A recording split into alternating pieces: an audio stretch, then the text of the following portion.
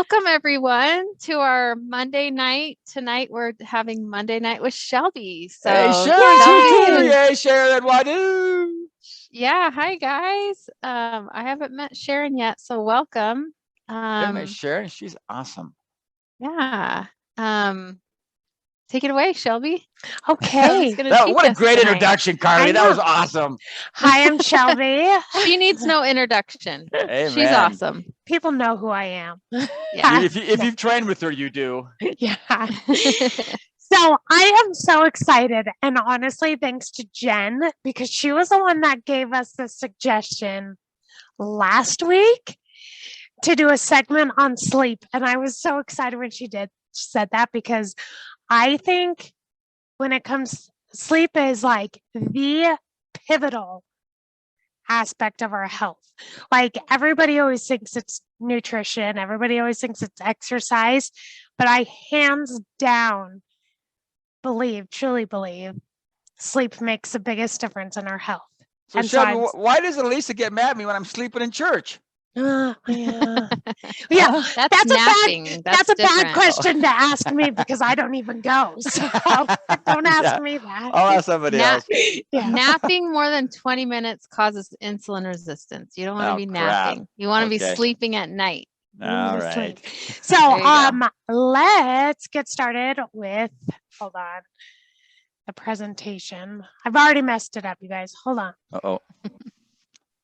Oh, the host disabled from I can't share. Oh no. Oh, we should have thought about this. Shoot. Sorry, you guys. We're just gonna take a let me work on it for a second. If I would have been in charge, you guys, this would have gone way smoother, man.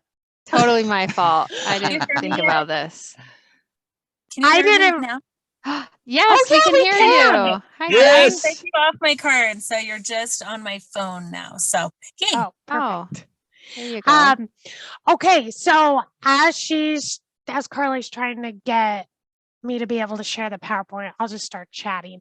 So today we are talking about sleep, and for those of you who are interested in like reading about these things, there's a doctor that is called like the sleep doctor. His name's Matthew Walker. He's amazing. Anyway, so a lot of what I'm teaching you today is based off of his book. He's like world renowned, known for knowing everything about sleep. And his Shelby, book is, sorry, can you actually just share it with me? I think I have to get off of the meeting, like stop the whole meeting and to change the settings. Yeah. Yes. Sorry, guys. This is totally my fault. Oh, I just didn't even think about it. If you make her a co-host, she'll be able to share. Can I do that without getting off the meeting? Mm-hmm. I have my computer, so I can't remember what it is, but it's on the far right side. There's something, you click on her name and then right click and say co-host. Right click. Oh, more. You do it on amazing. Thank you so much. Okay, that's a cool trick. Thanks for teaching me that. That was easy. Jen, you're the best. Look I can share. Yay. Aww. Wait a minute. Whose client is she? Oh, she's my client. Oh. All right, you guys. So like I said, hit present. Yeah, there you go. Yeah. So like I said, this is based off a lot of Matthew Walker's book called Why We Sleep. And it is fantastic. I recommend everybody read it. Okay. So let's talk about sleep. Sleep. And by the way, if you have any questions or whatever, just like chime in. But sleep is universal to all animals. And because it's universal to all animals, that right there should tell us how important it is. It's a vital function that we share with every living thing. Okay. It accounts for about 1/3 of our life, or at least it should. For most people, it doesn't. Because if we're sleeping the recommended 8 hours a night, it should account for 1/3 of our lives. And interesting enough, the last 2 hours of your 8-hour night are the most important time of your sleep cycle. It actually accounts for 60 to 90% of all of our REM sleep. is just in the last 2 hours. So if you're only sleeping 6 hours a night, you are missing out on the most important sleep and the most restful sleep that you can get. So, Hey, Shelby, yeah. have you heard? I got Elisa one of those Aura rings because Dr. Bickman recommended it. Do you know much about those? The sleep ring, the sleep rings. So I've never even. It's called the Aura, and I bought one for I think they were about $200, and you can put on all day long. But Dr. Bickman was wearing one, and I said, "Hey Ben, what is that?" And he really loves it. So it goes through all the REM sleep that you do, and it tracks your heart rate, your temperature, everything, and you can wake up and you can kind of see how you're sleeping. It's spectacular. That's cool. Yeah. And that's, I mean, things like that could be really useful, a useful tool for helping gauge your sleep while you're waking up so tired or whatever. But it is interesting if you're regularly getting below 8 hours of sleep, you are missing out, like I said, on the most important time of your sleep cycle. 2/3 of the population doesn't get enough sleep. That's crazy. 2/3 of people don't get enough sleep. I added this quote down here by Matthew Walker that said, "Sleep is a state we must enter in order to fix that which has been upset from wake." And I love that quote because that right there tells us, again, the importance of sleep. It is to fix our body from what we've been doing, just from being awake all day long. Our physical activity, mental activity, it's taxing on our bodies. So anyways, that's what we're going to get into today. So like I said, if you have any questions, just stop me. And also you guys participate, because as we learned last week in our session with Carly, it's so much more fun when people participate. Okay. So I want to talk about why we don't sleep. Okay, why we choose not to sleep, or why we don't choose not to sleep. Sometimes that's the case. But voluntary bedtime delay is probably the most common reason we don't get enough sleep. So that's things like, it primarily comes from light sources. So video games, our phone, Netflix, my goodness, you name any of those electronics. It's a huge reason we're delaying our bedtime. Okay. Anybody? Oh, Rich, you're muted. ESPN doesn't count, right? Nice try. Yes, it counts.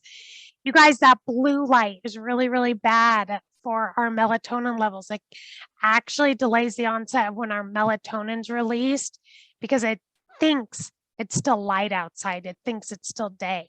So it's actually going to delay that onset. So watching TV, playing on your phone, swiping on Instagram, playing video games before bed, if you struggle to sleep, that is a huge reason, possibly a huge reason why you're struggling to sleep. Another reason is a genetic factor. There's night owls versus early birds, which in this book, Matt Walker talks about how oftentimes in our society, we view night owls as lazy. They're people that just, their peak wakefulness hours is in the evening. You know, they're not really getting drowsy till 11 o'clock or midnight, and therefore they're sleeping in till 7 or 8. And so it's viewed in society as lazy, when in reality, it's actually just their natural rhythm creates that night owl, quote unquote. And then there's the early birds.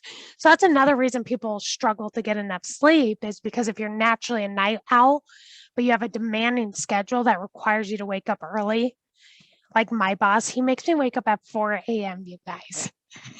Yeah, amen to that. Thanks, Rich. No, I just like that she called me her boss. That's the first time I've heard that in about 10 years. But if you have a demanding schedule and you're naturally a night owl, that's going to really put a damper on getting enough sleep. Number 4, caffeine intake. I don't know how many times I hear people say, well, caffeine doesn't affect me. I could drink coffee and go to sleep within an hour or two. that could be true, but it's still messing with your circadian rhythm during the night. So oftentimes you may fall asleep, but your sleep quality is really affected during the night. Caffeine also has a half-life of 5 to 7 hours. So that means after 5 to 7 hours of, say, drinking a Diet Coke, half of the amount of caffeine is still in your body 5 to 7 hours later. So again, people are like, oh, I drink a Coke in the evening before I go to bed. It's going to it stays in your system a lot longer than people think it does. So stress is another big reason we don't sleep. Whether there's a lot going on in home, in your personal life, or whatever, wherever, oftentimes we get woken up and then our mind starts going 100 miles an hour. Another thing, oddly enough, alcohol really affects our sleep quality as well, which a lot of people think they need to drink alcohol to help them sleep and relax, when actually in reality, it does the opposite. So I want to hear from you guys really quick about maybe what affects your sleep the most, where you may struggle with sleep. I want to hear from you guys. I'll go. Yeah, let's hear it, Jen. So when we got married, we said no TVs in our bedroom. We did not want TVs in our bedroom. And now we have TVs in our hand in our bedroom. So we still don't have the big TV, but yeah, my mind is going. I've done a million things that day, and I have a million things to do the next day. So I'm making lists, and I just tend to play like a dumb game or something to try and unwind. I also just don't like to go to sleep. I'm the night owl. I don't want to miss out on anything. And so I'm always the last one in bed, and, just picking up the house or doing last minute work or just, yeah. So, and then have noticed, so I used to be a humongous Diet Coke drinker, like huge, like swig 44-ounce drinks every day. And when I started this, even though it's kind of on the, well, I don't know what you think, kind of on the okay list, I was like, that's something that I'm going to try and cut out. And I'm probably down to like maybe 2 or 3 cups like a month. Like I just have not cups, like drinks, not 44 ounce. Like I could not even do the 44 ounce. But I noticed that if I drink it after like 1 o'clock, I'm up all night long. And that never, like I was one that was like, caffeine never affects me. And now that I haven't been drinking it up as much, like we'll go out for dinner on a Friday night and I'm like, it's too late. I cannot drink caffeine. I'll be up all night. So yeah. And I think a lot of that is you being more aware that it's affecting you. It was probably affecting you previously in a way you didn't realize it. And now that you're off of it, you probably realize what it did to your sleep, your energy in the evening. But it's basically all those: stress, caffeine, demanding schedule, night owl, voluntary, everything but 6 I can put a check on. Yeah. Awesome. Anybody else? Where in particular do you struggle with sleep? I was going to tell you about my daughter. Can you hear me? Yeah. So I just talked to my daughter, who's 36 weeks pregnant. She just was diagnosed as gestational diabetic. And so she's having to track her sugars, right? They found when she went in and talked with them today, they said, you have higher sugars at work when you're stressed. And she works all night and she works on the COVID unit. And they said, your sugars are higher at night when you're sleep deprived and you're stressed than they are any other time. No food seems to affect her as bad as stress and lack of sleep at night. Yeah. For sure. They said, that would be the only reason we might have to put you on medications is from stress. And that's what's getting her blood sugar. So we don't think so much about what stress does to us, but stress is a big, big thing, and lack of sleep. Yeah. It's big. And they go hand in hand because the result is all resulting in high cortisol levels in both situations, stress and lack of sleep.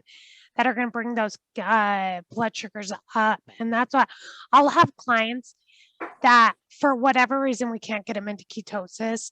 Yeah.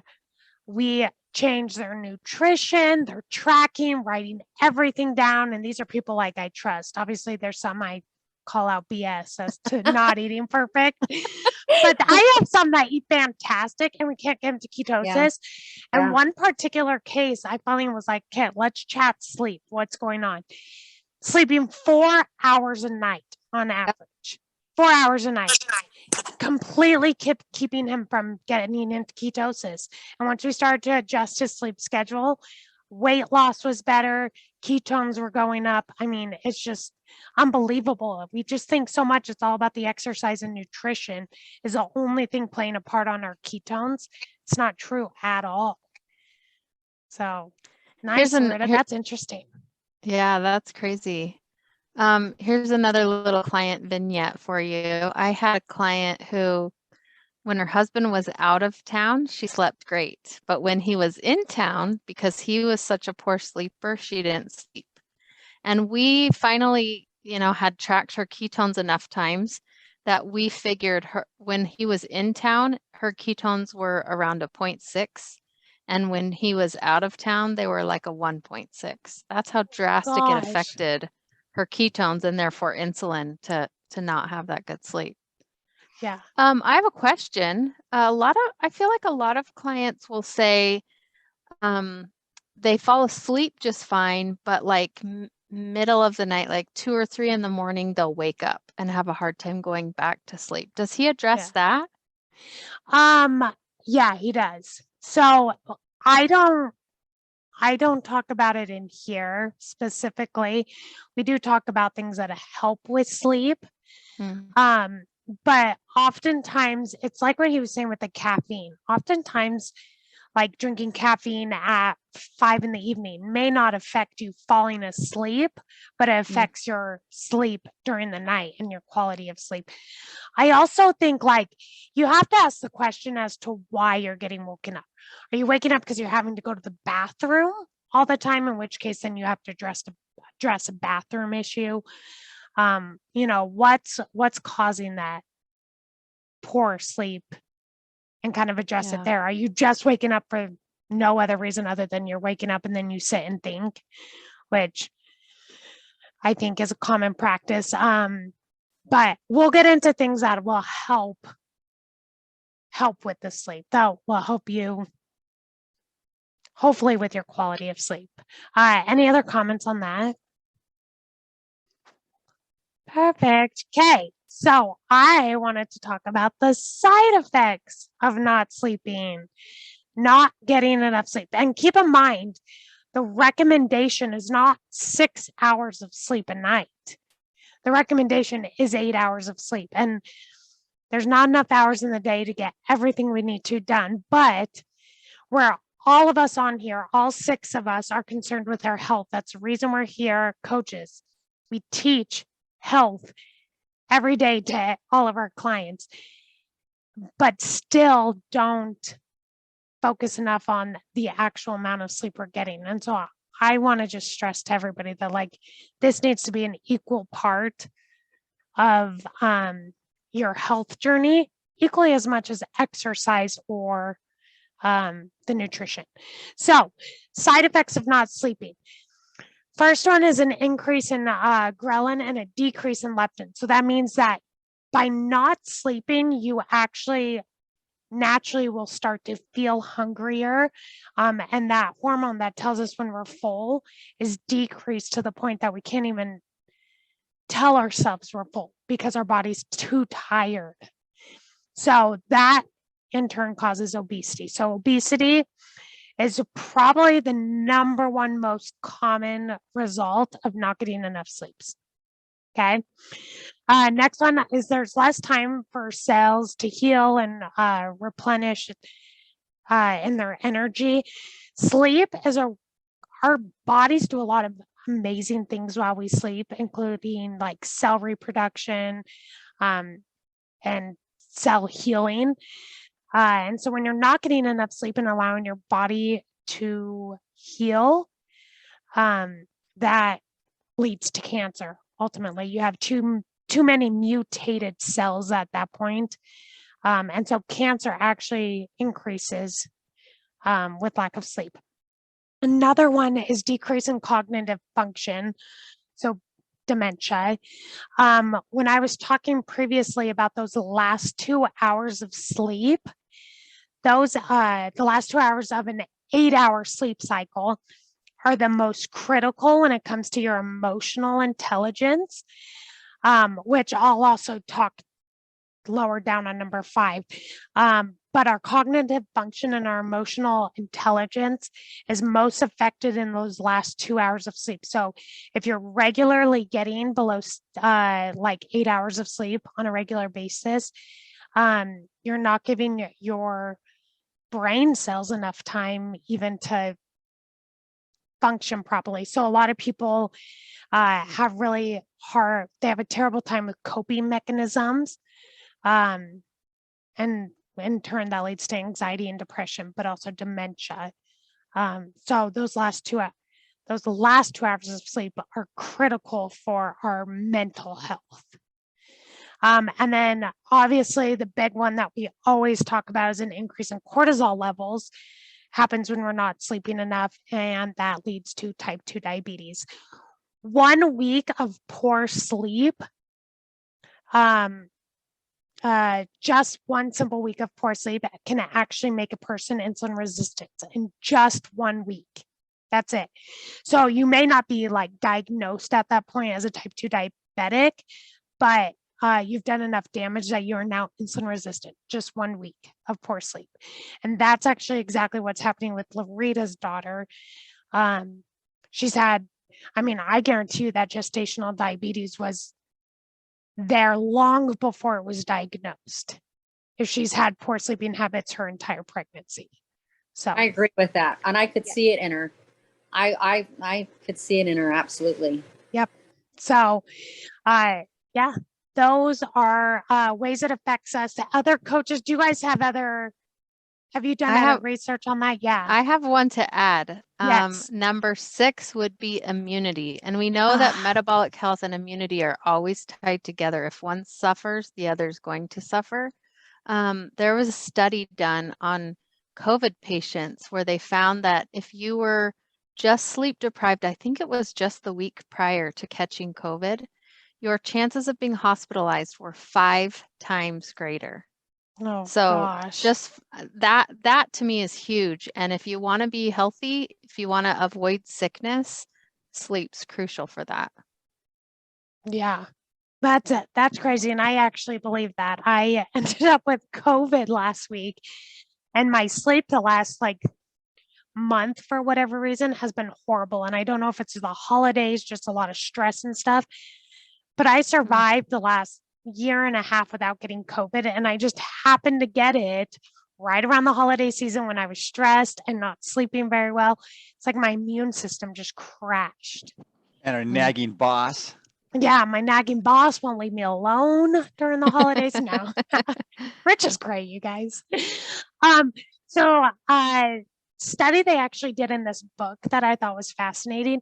If any of you have ever been to like Italy, is the most common one I know of because I see it there a lot, but there's a lot of cultures that do what did he call it? He called it like a biphasic sleep pattern, I think is what he called it, where they sleep 8 hours at night, and then mid-afternoon, when we all kind of have that 2 or 3 o'clock crash, you take a small nap or like a meditation or rest from your day. So if you've ever been to Italy, a lot of European countries do this, where they're open, the businesses are open from say 9 to 1, and then they close from 1 to 5, and then they actually open back up 5 to 9. That's really common in Italy because they all go home between 1 to 5 to rest, take a quick nap, meditate, eat some lunch, whatever. Well, Greece used to do that as well, this biphasic sleep pattern, where they'd get 8 hours sleep at night, most businesses didn't open until 9 o'clock or whatever. While Greece, they're in a lot of economic turmoil. So they tried to actually mimic American work habits. So they started keeping their businesses open instead of closing at that nap time, and then opening businesses up sooner. So as a country, they started getting significantly less sleep and rest, and their rate of heart disease and type 2 diabetes skyrocketed shortly after cutting their biphasic sleep pattern. So really interesting. And I like using Italians as an example because they are some of the longest life. They lead some of the longest living lives. I don't know how to say that. The oldest people in the world. And that's how they're very conscious of their sleep there. So I think that's fascinating. Any comments on that, you guys? Good. No other things you want to add? So just imagine number 6 down here, and it says immune system, because that's a really good one. And I can't believe I forgot it, Carly, but I knew I could count on you. Okay, perfect. So let's dive into ways that we can help. Oh, somebody's chatting. Oh, yes. Okay, hold on. Sharon, is that you that said that? Is Yeah, she here? She said room temperature makes a difference. Yeah. So that's a big difference. But this TED Talk, there's a TED Talk about sleep that hold on. Yes. But that TED Talk, there is one. I should find it and send it out to everybody. But there's a TED Talk where they talk about sleep. That's fantastic, by the way. Okay, so how can we get better sleep? First one is get on a regular wake and sleep schedule. When we wake up different times every day and go to sleep at different times every day, it really messes with our sleep rhythm. So it's important to get into a habit, and really an 8-hour habit, you guys. Get on that. So 8 hours of sleep, going to bed at the same time and waking up at the same time every night. So something he recommends, melatonin, is really interesting because it's actually used incorrectly most of the time. He's really against any sleep medication, but he does talk a little bit about melatonin. The problem with melatonin is people take it thinking it's supposed to help with their sleep. That's not what melatonin does. It actually doesn't help with sleep. It just helps get you into sleep and get onto a normal sleep rhythm. So the example he uses is for jet lag. If you take it for jet lag at a certain time, the first like 2 or 3 nights you're in a different country, it actually switches over your rhythm to fall asleep and get your body used to falling asleep at a certain time every night. Now, it doesn't help with keeping you asleep. It just helps get you into a sleep pattern, if that makes sense. So I actually have a client who she has a hardest time. Jen, you may relate to this. She has a hardest time going to sleep before 1 o'clock. And she's a type 2 diabetic. And so I started suggesting to her, okay, let's start with the basics. Get rid of your blue light in the evening, read a book, do something that just helps kind of calm you down a little bit. And then take melatonin. So if she's typically falling asleep at, say, 1:30 at night or 1 o'clock at night is when she's going to bed, I said, okay, for the first week, take melatonin at 12, and then every couple of days, move it forward a little bit. So take it at 12 o'clock the first night, take it at 11:30 after a couple nights, take it at 11 a couple nights, and it slowly just kind of moved her sleep pattern forward a little bit. So she got into the habit of falling asleep sooner instead of sitting there and letting her mind race at night. And she's made huge progress. She goes to bed 2 hours earlier than she could ever before. So it's really cool. The other problem that most people do with melatonin is we really only need 1 milligram of melatonin when we're taking it, and most melatonin pills are about 10 milligrams. So you actually need to break it into tiny, tiny pieces if you're getting a high dosage of the melatonin, because you don't really want to take any more than about 1 milligram. So The other thing I worry about with melatonin is it's a hormone, and when you take exogenous hormones, it's kind of training your body to stop producing its own. I So think, it seems like something and you could I get used agree to. with that in a higher amount, because I believe that's the case for like testosterone big time Mhm. when it's given in a really large dosage. And I But think maybe that's not well, melatonin. and I think that's why he's saying about the 10 milligrams is way too high of a dosage. Hmm. And that's why a lot of people are like, I can't take melatonin. It makes me sleep horrible. Like I feel weird or I have nightmares. And the reason being for that is it's way too high of a dosage on most bottles. Hmm. And so I don't know if 1 milligram really makes a difference in our production of it and our Yeah. normal production. But I would say if somebody's already having a hard time falling asleep, because that's what the purpose of our own melatonin does, is to help us fall asleep. If somebody's already having a difficult time with that, they could already have a melatonin imbalance. So Yeah. I don't know. Talk to your doctor about it. Another thing I've heard about that actually, and this kind of goes along with the blue light too, is that it's actually really helpful for your sleep if you spend your morning hours outside. So if you're going to do a morning exercise, exercising outside and getting the blue light, which is more in the sun in the morning, Mhm. will actually help you to sleep when nighttime comes Yeah. too. So Because the purpose of when the melatonin is released is when the sun goes down and it's getting dark. That's when our melatonin peak comes. And so if we're on our phones a lot in the evening or in front of a computer screen like we are now, it does mess with our body knowing when it's actually nighttime and not. yeah. So thanks, Carly. Yeah. That's a good point. I'd never heard that outside exercise in the morning. So sleep hygiene, what they mean by that, it's not like clean sheets or anything, but it's talking about the reduction of temperature, light, and noise. So temperature, Sharon mentioned that. Is she the one that, yeah, room temperature. So when most people tend to sleep a little better with room temperature or a little cooler. So I know if it's warm at all in my house, I get awful sleep. I can't handle warm sleep. And so figuring out what the right sleep temperature is. Light, we already talked about the blue light, just making it darker at night. And then during the night, making sure there's not really lights on either. And then noise.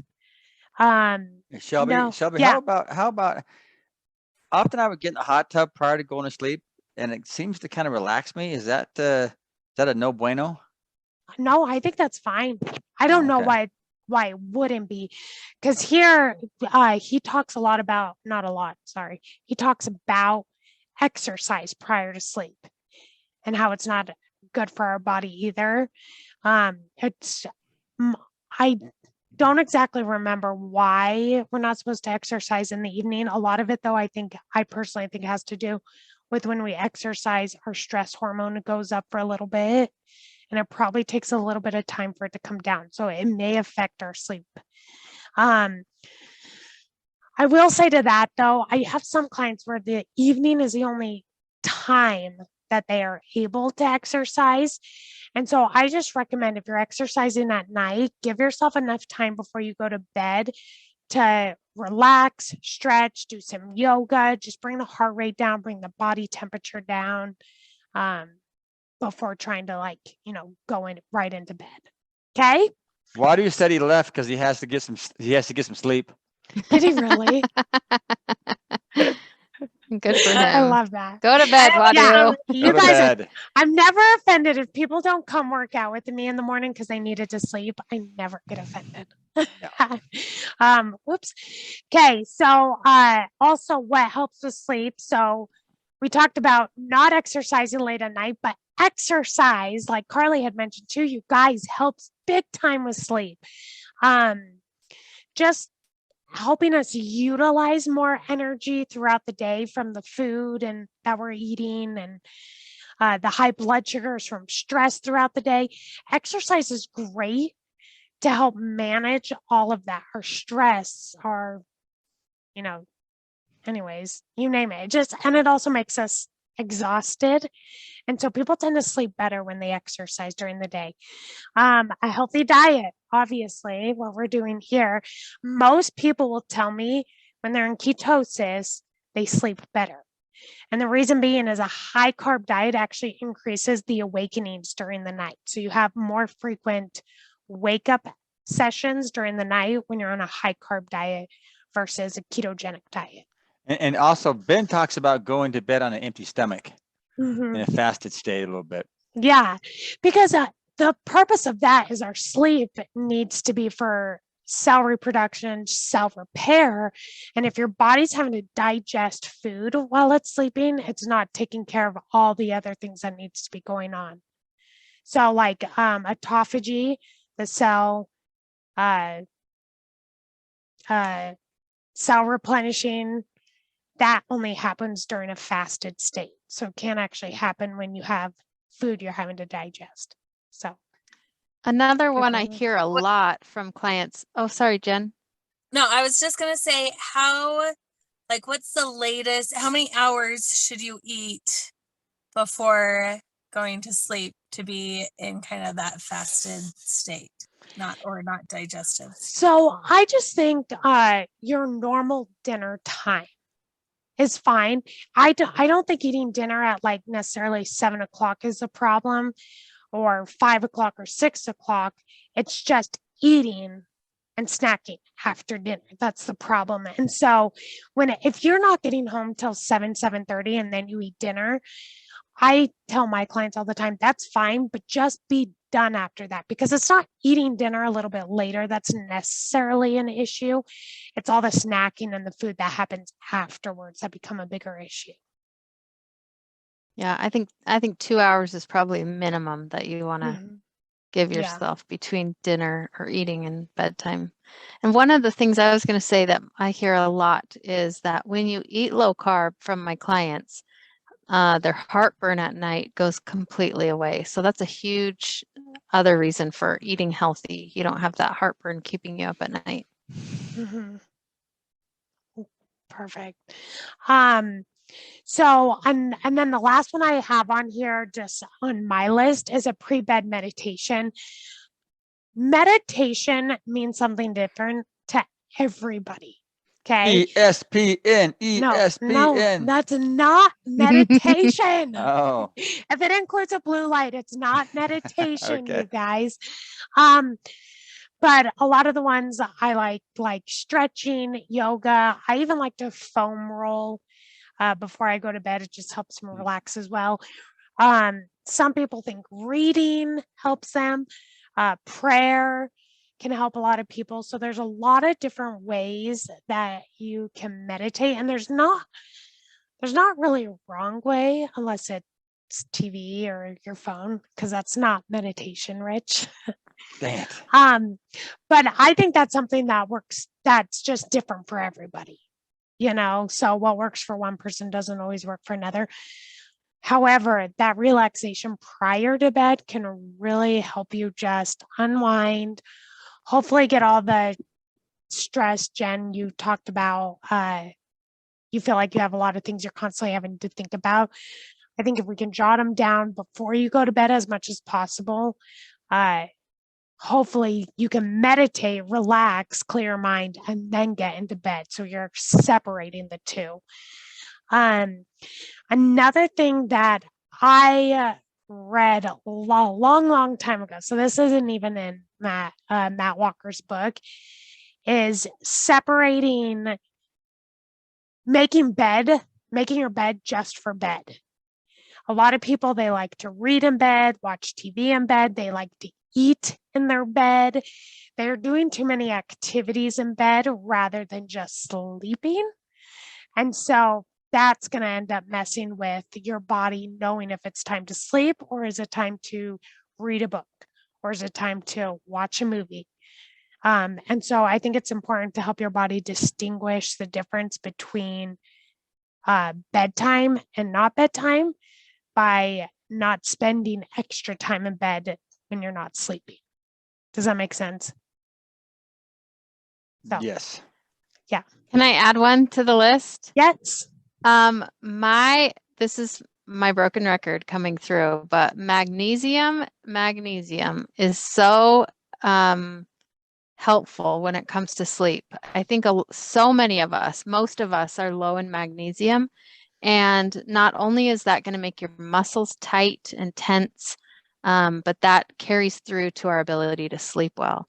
And I have had more clients than you can count, at least on one hand, that once they increase their magnesium, they sleep better.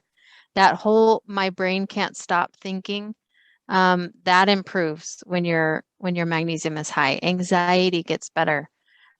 So many things improve, and sleep often can just not be good if your magnesium is too low. So And what that's a huge magnesium one. do you suggest, Carly? Well, it kind of depends on what you're struggling with, but for sleep, I think magnesium glycinate is a good one. If you're dealing with a lot of like brain fog or anxiety, magnesium L-threonate is a better one. But for an overall good sleep one, glycinate is the best form. But also like soaking in magnesium can be helpful, not necessarily Epsom salts because you don't absorb those as well, but magnesium chloride, which you can just buy on Amazon to soak in, can really help you sleep well too. Your cells get saturated better if you soak in magnesium chloride. So that can be a good kind of nighttime ritual if you're really struggling with sleep. Oh, That that's a could be great helpful. idea. Mhm. And that's called that's magnesium Chloride is the one that you Chloride. would soak in. And if you soak, you can even just soak your feet. Your feet absorb it very well. But if you soak for 20 minutes, either with your feet or in a bathtub, you'll absorb like 80% of the magnesium that you're soaking in. So Awesome. Maybe we need a list because you talked about that last week, but for different reasons, not for sleeping. And is it okay to kind of mix and match and like yes. you just take Yes. like one in the morning, I mean, But to a you're- certain dosage, because I still don't think we need to be taking like, Yeah. 3,000 milligrams of my dosage is magnesium. it says 3 of those big pills a day, and I usually but it says 3 times a day, and I'm with food and I'm not eating 3 times a day, so I just have usually 2 at my main meal and then I'm just done. But Yeah. was The not cool thing doing it about for sleep, I was doing it for something else. Yeah. The cool thing about magnesium is that you can kind of use your symptoms as a guide. Those dosages are based off somebody who should have proper levels of magnesium. So it's not going to harm you to take more than what the dosage says when it comes to magnesium. Like some supplements, yeah, you don't want to overdo it. But with magnesium, most of us are depleted. And so it might take 2 doses, whatever the dose says. Also, there's lots of different forms and they kind of help in different ways. Maybe we should do one of these on electrolytes. Because I think electrolytes is key. Getting proper amounts of electrolytes is key for not just sleep, but for all sorts of things. But yeah, you don't need to take magnesium with food. You can take it on an empty stomach. Most people will do okay. Some forms might give you diarrhea if you're taking too much. So that's how you can kind of watch your symptoms. But glycinate shouldn't affect your bowels that much. Not as much as something like citrate or chloride would.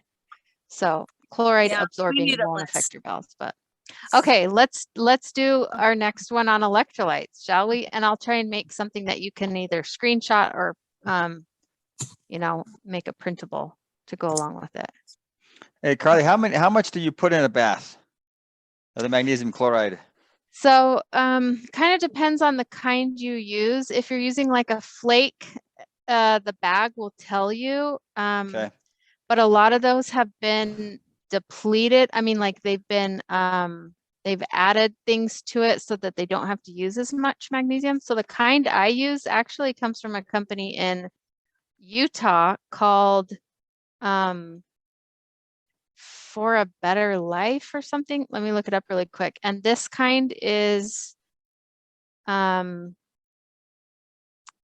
it's not going to be diluted is the word I'm looking for. It's not diluted. So this one only takes a quarter of a cup. I'll Most write of it in them, the chat once I most find of it. them are typically almost a cup. Yeah, most of them would be a cup. Okay. Yeah. But if you get a higher And you absorb that quality, magnesium in, so that way you wouldn't have to ingest it, correct? Right, right. And it doesn't affect your bowels that way like it can when you ingest it. it probably shouldn't go in your hot tub, Rich. Dang it. Yeah, I don't know about a hot tub. I think it would ruin the, No, I'm gonna have Yeah. Elisa use this in the bathtub. Okay, Yeah. I want to send you, let me look it up and I'll put it in the chat, the kind I want you to get, Rich. Okay, text it to me 'Cause too. Okay, I will. Sorry to distract from the main list. no, I just, no, that was that. I mean, this is all ways to help us sleep better. So that's good. But that was the end of it. So if anybody has any comments or concerns about their sleep, anything like as far as getting better sleep, Jen or Sharon, Larita, your daughter, is there any of these that you can try that are going to be helpful, things that you're not already doing that you're going to start implementing? Yeah, I want to hear from you guys. I just need to turn it off. I feel like I'm running all day long and it's just like me time. Great. I can get caught up on Instagram. I can look at the news.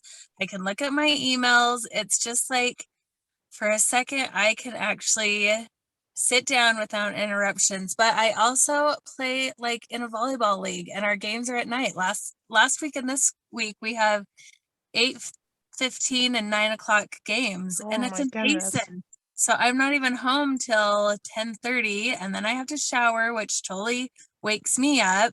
And then my husband's like, this is the worst. Get out of here. I don't know. It has been since I was a young child. I do not like going to sleep, but I also don't like waking up. Well, but isn't it funny? That's what I was going to say. We all actually enjoy sleep when it's all said and done. And something that's so good for our health, and it's probably the most fun thing to do for our health. You know, eating healthy is not always fun, or exercising isn't always fun, but sleep, for the most part, everybody enjoys it. But it's the one that we tend to chip ourselves off. Like we don't give ourselves enough of that. So it's funny that's the enjoyable thing that we choose not to do. I think it's been on my mind a lot lately because I've been really, really strict and I've kind of been at the same weight, like within 2-3 pounds for the last like month, where before I was losing, 2, 3, 4 pounds a week. And now it's just getting harder. And so I was like, okay, what else can I be doing? What can I do better? And I'm like, okay, so I need to do better on stress and sleep. But my daughter just got engaged and I'm trying to get a senior to graduate, and my stress levels I do not think are going down anytime soon. So can we help manage that? And that's a good point. I always tell people stress is not always in our control as far as like the people around us causing stress, but there's always the ways that we can help deal with and manage the stress. And sleep, I know, is a great way. I was talking about cognitive functioning, that when we get enough sleep, we're able to actually handle and deal with stress better when we're getting enough sleep. And then meditation is always a great option for stress as well. But where the stress is almost out of your control, Jen, because it's other people creating the stress, I think just finding things that you can do that are in your control, such as maybe if you've really been lacking on sleep, maybe you don't go to a volleyball game one night, or you don't get to do your Instagram scroll. You know what I mean? So kind of picking and choosing, prioritizing, and putting your health as a priority, putting your sleep as a priority in front of some other things. And I know that's so hard, which is why 2/3 of people don't get enough sleep. So Another thing I think is to figure out which part of it all you're struggling with and then focus on that. Like for me, when my brain is running at night and it's my brain I'm trying to shut off, I have 2 Audible books that I'll just turn on, and I'll usually set a timer for like 15 minutes, and I never make it to the end of the timer. So just a relaxing voice.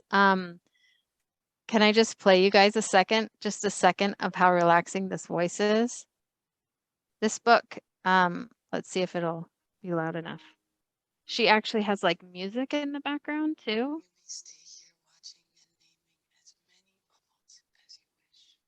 Anyways, like just something that is like a sleepy voice. To me, it just helps me fall asleep. So that, and then the other thing I bought my daughter for Christmas, I'll have to tell you how it goes. She struggles to fall asleep. It's called a Dow, DODOW. It's like, it looks like a little Alexa or something, but you turn it on and it has a timer so it goes off too, but it makes I think these whooshing patterns that you're supposed to match your breathing to. So it calms your breathing down and puts you in the right breathing patterns so that you can fall asleep. So interesting. there's all sorts of cool tools that can help. Yeah. Which hopefully you don't have to rely on those, but if they're necessary, I think they can be useful. Yeah. My husband bought me the Calm app, and they've got like stories, just like that lady, where they're like reading stories in really peaceful voices. They have sounds on there, they have music. And so I love to like turn any of that on before bed and just kind of like decompress. I think she's on Calm. Her name's Sarah Blondin. Oh, she's yeah. really good. Yeah. So that was the end of the presentation. That's awesome. I Anything love else? Thank you. That was awesome, Shelby. Hey, Thanks, no Shelby. problem, you That guys. was great. I'm gonna go and get some sleep. Okay, Yes. so just so you guys know, we're gonna skip the next 2 weeks for Christmas. So go to bed early those nights instead of coming on here. And in January, we'll do the first one on electrolytes. How about that? Sounds Perfect. awesome. Great. Perfect. Okay. Okay, thanks Awesome. guys. Thanks, Thanks, Shelby. Jen. Yep. See ya. Okay. Bye, see you guys. guys. Bye.